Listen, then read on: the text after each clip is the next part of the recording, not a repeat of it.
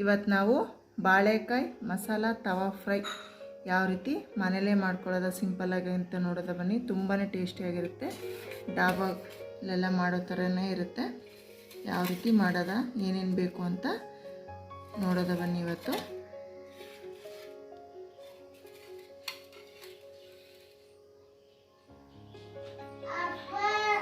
ಈಗ ನಾವು ಡಿಫ್ರೆಂಟಾಗಿ ಟೇಸ್ಟಿಯಾದ ಬಾಳೆಕಾಯಿ ಮಸಾಲ ತವಾ ಫ್ರೈ ಮನೆಯಲ್ಲೇ ಈಸಿಯಾಗಿ ಯಾವ ರೀತಿ ಮಾಡ್ಕೊಳ್ಳೋದ ಅಂತ ನೋಡೋದ ಬನ್ನಿ.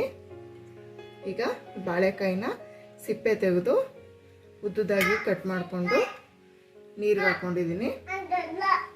ಈ ರೀತಿ ಉದ್ದುದಾಗಿ ಪೀಸ್ ಮಾಡಿಕೊಂಡು ಹಾಕ್ಕೊಂಡಿದ್ದೀನಿ. ನೆಕ್ಸ್ಟು ಬನ್ನಿ ಮಾಡೋದ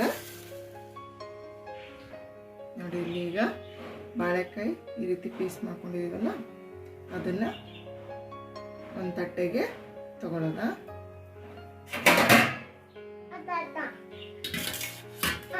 ಇಲ್ಲಿ ಕೆಂಪು ಮೆಣಸಿನ್ಕಾಯಿ ತೊಗೊಂಡಿದ್ದೀನಿ. ಖಾರ ಇದು ಮನೆಯಲ್ಲೇ ಮಾಡಿದಂಥ ಕೆಂಪು ಮೆಣಸಿನ್ಕಾಯಿ ಖಾರ. ಇದಕ್ಕೆ ಒಂದು ಅರ್ಧ ನಿಂಬೆ ಹುಳಿ ಹಿಂಡ್ತಾ ಇದ್ದೀನಿ. ಉಪ್ಪು ಗಿಪ್ಪೆಲ್ಲ ಇದರಲ್ಲೇ ಇರುತ್ತೆ, ನಾನು ಎಕ್ಸ್ಟ್ರಾ ಏನು ಸೇರಿಸ್ಕೊಳ್ಳಲ್ಲ. ನೋಡಿ ಇದಕ್ಕೊಂದು ಸ್ವಲ್ಪ ಒಂದು ಅರ್ಧ ಹುಳಷ್ಟು ನಿಂಬೆಹಣ್ಣು ಹಿಂಡ್ಬಿಟ್ಟು ನೀಟಾಗಿ ಮಿಕ್ಸ್ ಮಾಡ್ಕೊಳ್ಳೋದ.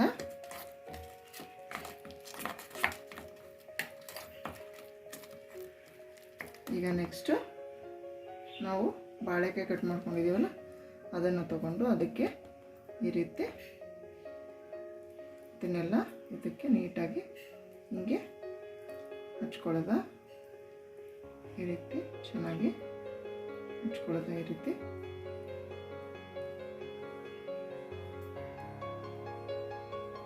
ಎರಡು ಕಡೆನೂ ನೀಟಾಗಿ ಹಚ್ಕೋಬೇಕು.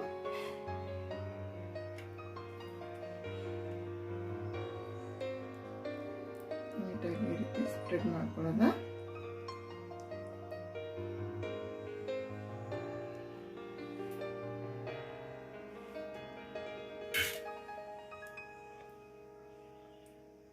ಈಗ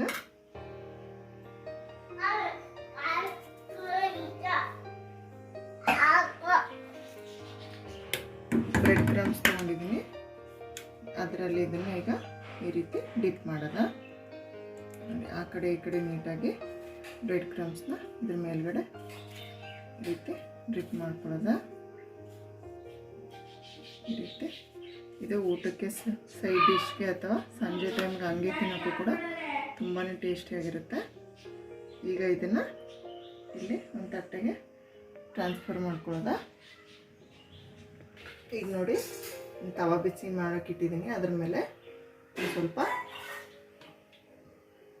ಆಯಿಲ್ ಸ್ಪ್ರೆಡ್ ಮಾಡ್ತಾ ಇದ್ದೀನಿ. ಈಗ ನಾವು ಇದನ್ನು ರೆಡಿ ಮಾಡಿ ಇಟ್ಕೊಂಡಿದ್ವಲ್ಲ ಇದನ್ನು ಒಂದೊಂದೇ ಇಲ್ಲಿ ತವದ ಮೇಲೆ ಹಾಕೊಳ್ಳೋದು. ಈ ರೀತಿ ತವದ ಮೇಲೆ ಹಾಕೊಳ್ಳೋದು.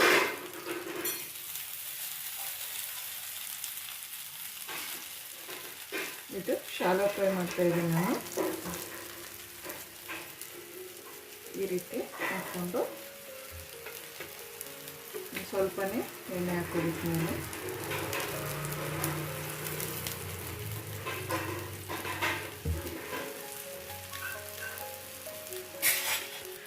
ಈಗ ಇದ್ರ ಮೇಲೆ ಒಂದು 2 ನಿಮಿಷ ತಟ್ಟೆ ತಗೋಬಿಟ್ಟು ಬೇಯಿಸೋದ.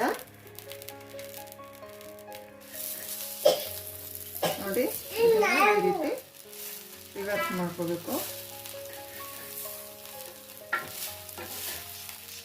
ಈ ರೀತಿ ರಿವರ್ಸ್ ಮಾಡಿಕೊಂಡು ಇನ್ನೊಂದು ಸ್ಪೂನು ಎಣ್ಣೆ ಹಾಕ್ಕೊಳ್ಳೋದ.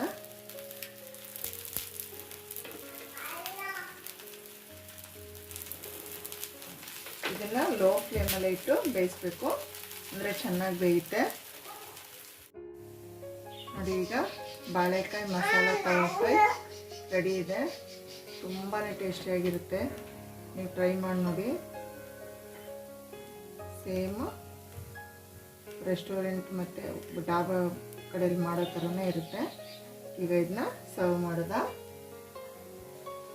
ಈ ಕಪ್ಪಾಗಿರೋದು ಅದು ಚೆನ್ನಾಗಿ ಫ್ರೈ ಆಗಿರೋದು ಬ್ರೆಡ್ ಕ್ರಮ್ಸು ಖಾರ ಹಾಕಿರ್ತೀವಲ್ಲ ಅದ್ರದ್ದು. ಇದು ಈ ರೀತಿ ಆದ್ರೆ ತಿನ್ನಕ್ಕೆ ಚೆನ್ನಾಗಿ ಟೇಸ್ಟ್ ಇರುತ್ತೆ.